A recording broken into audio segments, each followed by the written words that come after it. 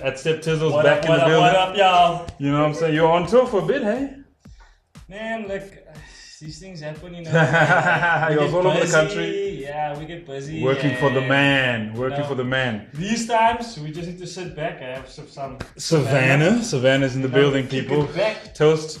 Here's to the good times. To a big screen with a picture of Wesley Cockrell. In the building, people. Yeah. It's a funny moment. At Mr. Wes.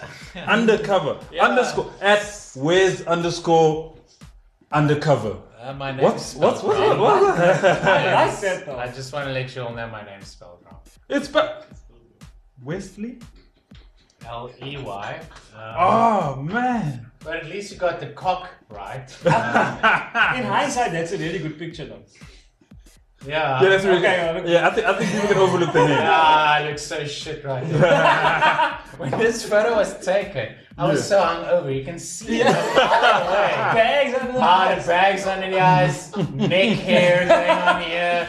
This is a clear indication right there. I look horrible. Just for the record, people. Just for the record. It's pretty good. Just for the record. I asked for a picture. That's what he sent me. No, I did say that. I admit that. I sent that. Just so big. It shows me how shit I look. And this is what, well, I would say women wake up to. But they don't. Plural. More about nothing, man. More about nothing. That's the More About Nothing show at On The Real G. At Sep Tizzle. You know, we're in the building. At Just Jade Blog is behind the camera. She's laughing herself off. It's a fun moment going down with our friend Savannah in the building. You know, we're drinking and we're chatting to Mr. Wes, talking about comedy, stand-up comedy. Talk to us. How did you get up and say, hey, you know what?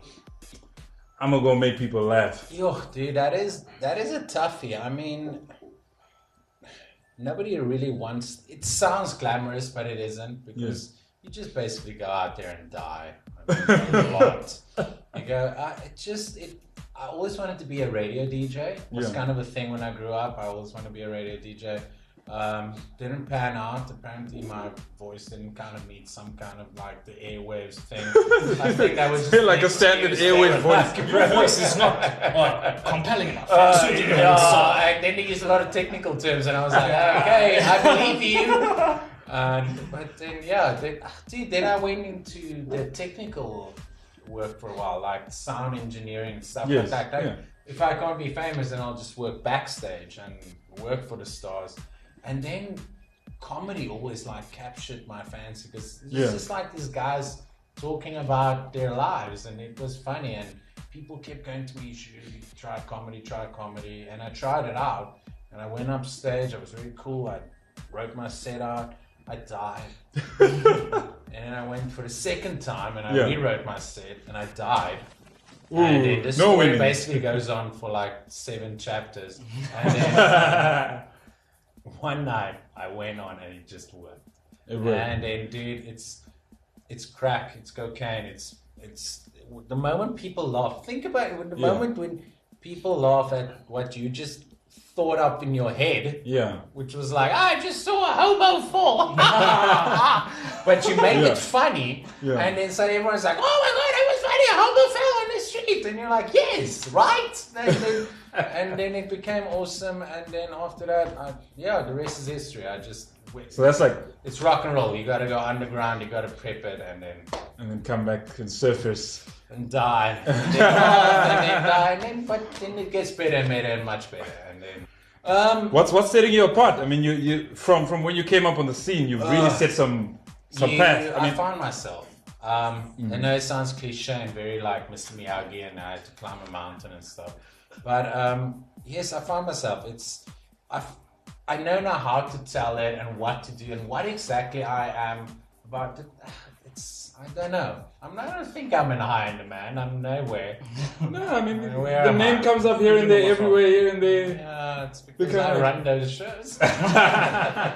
Dude, the big thing is you got to make it happen for yourself. You got to just. A lot of people go and they fail a few times and they go, well, and they give up. Yeah, wasn't meant to be. Yeah, wasn't meant to be. Start your own shows, run your own shows, see what it's all about, learn. Maybe if you're not good enough, produce.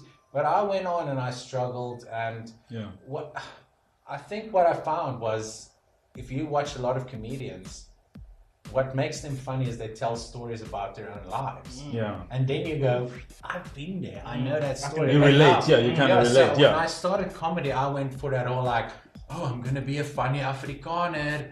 But then I was like, oh, well, that's not funny. Until I started telling stories about being myself. And then people went like, oh, wow, that's funny because we've been there. We can relate. Lived that, relate. I think that's what it is. And stage time. You have to go up on the stage all the time. Yeah. So you got to get comfortable. You got to feel it out. Comedy is... Practice makes perfect. Comedy is the only thing that you can only get better at by, unfortunately, practicing it in front of a live audience, which is terrible. It's just so bad because they're all going, we want you to fail. I mean, if you go to a comedy show, you want the guy to fail because that's the funny part. When you go to an air show, you want the plane to explode. That's good. The plane is going to fall down. Crashing to each other. Yes. Now those children have no dad. Okay. But it really is about, I think you need to really have a passion for it also. You know, it's quite important because, I mean, I've seen friends of mine who have done it before and they've died, you know, on stage. And for me, sitting there in the crowd, you know, feeling like, oh my God, you know, this guy's dying. Yet every single week, he's doing the same thing. Yeah. He's never ever given up. So that passion is very important. Guys, think of it as a friend of myself, we take comedy as cricket. So we take it as being a batsman. So if you have a bad night, then you score an 8 or an 18. But then the crowd's the pitch. So you know, as the pitch is, there's more turns sometimes, or it's more for the fast bowlers. So sometimes, like a white comedian telling Afrikaans jokes would work perfect on that pitch, or so on and so on. Yeah. But then sometimes you just get those batsmen like A.B. de Villiers that just knocks it around. So if you score like 100, you're like really, really good. But I mean, sometimes you score 8. It's all about you coming back, going, I can do better. It's just about pushing it, and then play every time. Why not play? Konrad Koch, you all know Konrad Koch, Chester Missing. He plays every club scene I'm at, and I mean, he is the A.B. de Villiers of freaking comedy. But yet he's out there in the club scenes, died with us, but he's practicing. So I mean, you should also never get cocky and think you're better than everyone else, and just Talking history. I mean, you're from a small town. Yeah. What's It was Cock. Where was it though? It was George. Oh, I know a lot of you are going to say, George is not a small town. It is. George is small. It is shit. I don't know if I'm allowed to swear on this, but that's the one place I'm going to go. George, it was a math teacher. I said math. My Afrikaans, I'm sorry. Her name was Ifra Martins. She used to tell me that I would achieve nothing by talking. Well, we showed you, math teacher. He achieved something by talking. He's on the Mobile Nothing Show. Even without an E. Scream. Juffrou Martins. Waar is jy nou? Still teaching math, huh? 1 plus 1? Parents. Lovely. That's cool. We're moving on. Okay. What was... should I ask this now? Go ahead, man. What was the worst rumor you ever heard about yourself? Because people tend to always tell rumors about comedians. There's always some rumor about a comedian. That guy, what's the worst rumor you're like? Well, mine that was spread was that I was an alcoholic. But it's true.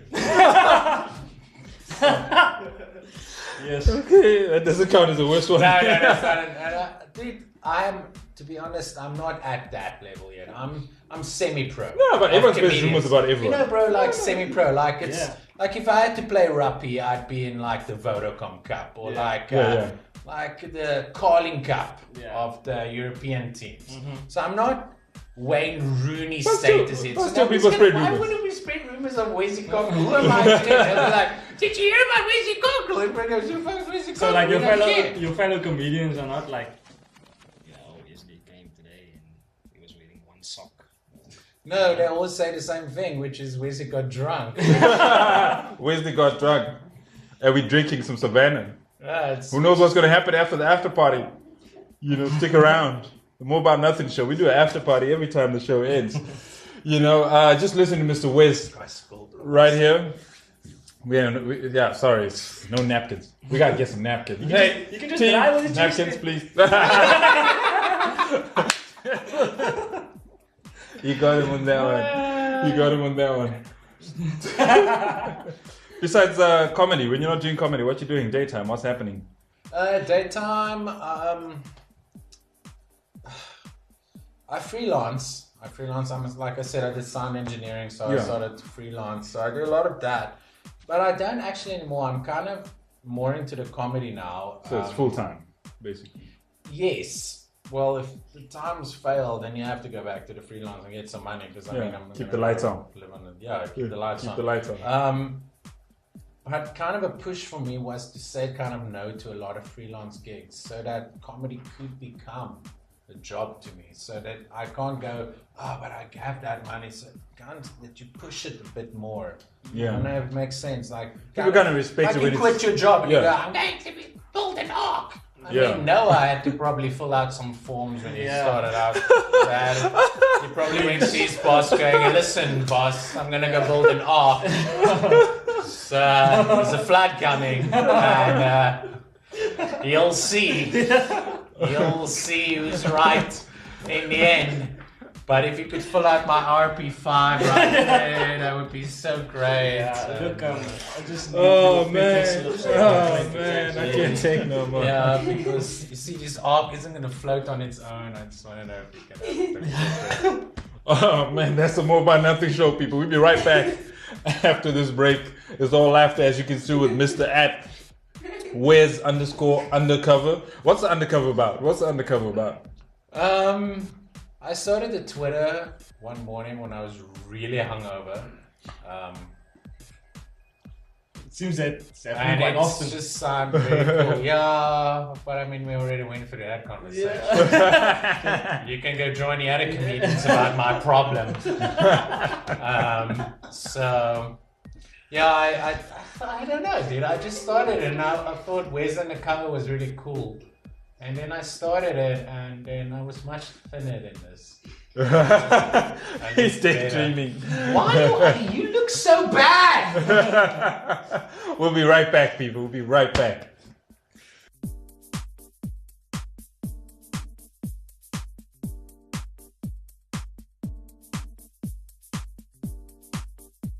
Let me just say, the Savannah tastes really, really good. Premium cider, and it's dry. And it's a new bottle, by the way, hey? You know, it's a new bottle. It's got these shoulders. I think it's been working out. Yeah. The Savannah bottle's been working out. Because it seems a bit more potent. You know? It's been knocking off, and it's written Savannah on the side, oh, grip. It's like, oh, handle thingy and whatever. Just so you know, people, we're going to be giving them away. We got a cool prize. You got to watch the whole show. As you can see behind us right here, it's new on the outside, Savannah cider. You know, I'm talking about the bottle. It's all new on the outside. In the box, Beats by Dre. What? Brought to you by Savannah. Wait, can I get that? You work for the show right now, so. I work for the show, but guess what? I get that. I thought I was getting that, by the way. Why are you all drinking my Savannah? No, you crew as well. The crew is drinking my Savannah. They are safe. Thank you. They are drunk. Give me back my Savannah. Look at him showing that off. Well, I need to. I know I can't even ask any one of them for a ride home. Anyway, we're back once again, guys. More. This is the More About Nothing show. More. And we are here with Westley with an E, Cockrell. Yeah. More about no Savannahs. Anyway, let's get back into it. They want to know. Who's Mr. Wes? Shoot. Yes, they do. Do some club owners sort of try and guide you through your material, or you solely you writing that yourself? No, that is no. They don't dictate. They don't say we only want to hear farm jokes. No. If they do that, we cancel immediately. We have had producing the underground. We have approached a lot of people, and then some of them went and they said no God jokes, no religion jokes, no diss jokes, which is all fair if that is your taste. But we're comedians, and unfortunately, what we say is what we say. What we that's our thing. No so filter. We can't People come to hear comedy because we want to hear the news. We want to hear what happened in the news, but without a filter. You know. No, it's like going, no, you can play the guitar, but don't play you Santana can't songs. use your thumb. I was like, okay. Damn, yeah, sound like a Lucky Luke soundtrack. With 40 rand per entry. I've seen some street performers play like that in town though. Like seriously. No, I see a YouTube video with the three Taiwanese girls, whatever, and they're both playing one guitar.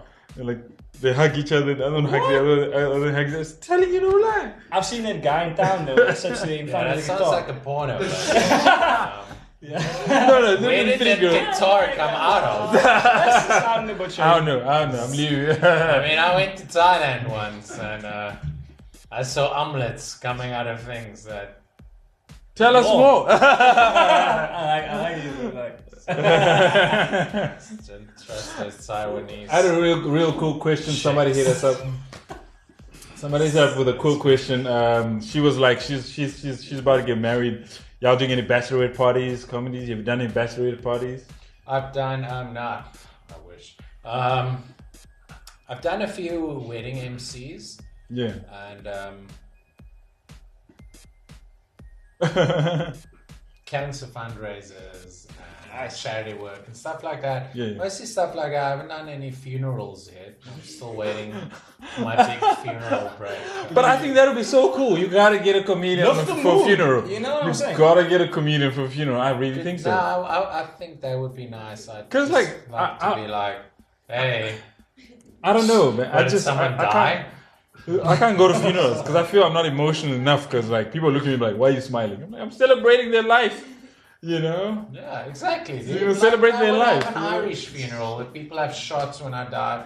So I'd love to have a comedian that actually takes me out on my funeral. Like, hey, well, this guy died. So I mean, I would like to go to a funeral like that. Just show up and be like, pour a few Savannahs down the. Pour a few Savannahs. Oh wait, he's dead. Pour a few Savannahs on the grave to the homies. Yeah, exactly. Do people ever say hi or if they recognize you from supermarket vibes? Yeah, you know. Well, this is a story I love to tell. We gotta hear this. Twice. People have recognized me. Once was at Postnet. Rondebosch. No, just Postnet in town. It was. And then the other time, which was a big deal for me, I was on the way up Table Mountain on the cable car, and then people actually pointed at me. They were like, "You're that comedian," and I said, "I hope the funny one." And they said, "Oh, you're Wesley," and I was like, "Ah!" I was so excited, and then tourists went, "Oh!" Chinese story. Can I take a picture? Can I take a photo? Racist, bro. Black people can't be racist. Black people can't be racist. They were like, "Oh, that's true." That felt pretty cool. That's probably the best joke I ever read. Like, I mean, okay, wait, we had to do this one. Hashtag Ask Nusi. Did you see those tweets? Some of those tweets. Oh, they were amazing. Some of those tweets. Well, most of them were just about how white he was, which I found hilarious. Like, what's one to Woolworths Rondebosch, how white are you? And I was like, oh. The one tweet is like,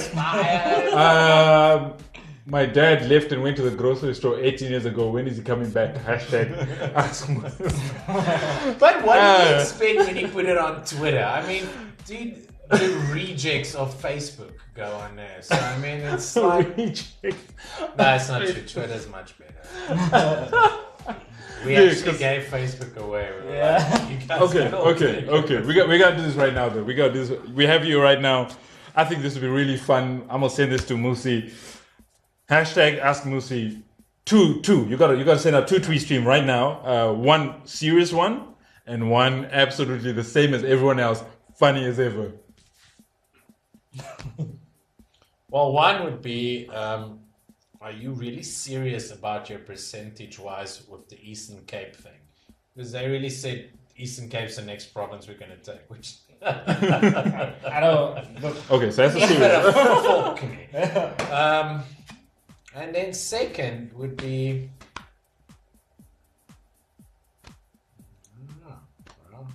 I would like to know what parties politicians get into. Like, because they can't really go into the... They can go into the Coke party, but I mean... Do they go into the Coke party? I don't know, but because I mean, if you were a politician, I kind of want to be still cool, like Game of Thrones. The kings don't just go and like, oh, we're going to rule the world now. They go, drink some wine, do some stuff like back then, which some was godly nectar. But I mean, now it's like, I don't know. You as the Minister of Nature and Wildlife take some MDMA and go run a wildlife? From the decisions that they make, it's apparent that they are going to quite a few parties like that. So they kind of do. You know? I mean, who was there on the side of the sushi and eating it off the chicks? No, that was... No, but that wasn't a politician. It wasn't a politician. That was... What's that guy's name? Zar nightclub? Yeah, but Zar. Yeah. No, dude. Where the politicians going there? Where the politicians but going there? there was actually a series about it. Well, not a series, like a show. Did you see where he bought out he bought out the entire liquor store. Yeah. It's these 3 Afrikaners. They're going, black people are okay. He just bought out the entire liquor store. Yay! And then he bought out the entire liquor store to go to a party. No, my friend. What kind of party? That sounds like a pretty cool party. If you're gonna tell me, hey, you have to go vote, let gay people get married, and then afterwards, I'd be like, yes, on wedding, and yeah. Nah, those guys party. I've seen Julius Malema in a few places in Cape Town, and I mean they block off entire sections where they go. It's like red ropes. Like we had a red rope experience. I mean, that's, you know, we got to watch Mr. Westley. We had a red rope experience. We were VIP. We were VIP. You were somewhere in the middle of the Free State somewhere. You were somewhere in the Free State. I was so mad I didn't bring an ice cream tub for so I could just steal bottomless some food. Yeah, bottomless Savannah's. The food is amazing. I tell you, Savannah knows what they're doing. They know what they're doing. They got this going on. You know, I mean, the food was amazing. It was insane. And that Wesley guy, huh? Yeah. that Wesley guy was so funny. He was so funny. But there was one joke that was too smart for the crowd. Let me know. Because we got it instantly, and everyone's looking at us like, what are you laughing at? And they're like, oh, that was funny. Anyway. But if I could go into someone famous, I'd go into Trevor Noah. Oh. And say, hey, Wesley Cockrell, come with me to New York with the Daily Show. I'd be like, hey, bye. And I would go.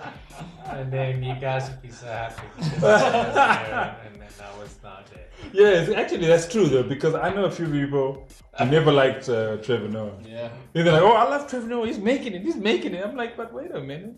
Yeah, back then you guys were like, You gotta support the people. You gotta support them while they're at the bottom. I mean, we out here supporting at Westley. I mean, he's really funny. Gotta go and watch him. Where's the next show? Where's the next show happening? Oh, that's always such a toughie. It's everywhere, man. It's the thing is, we have Armchair in Observatory, Cape Town.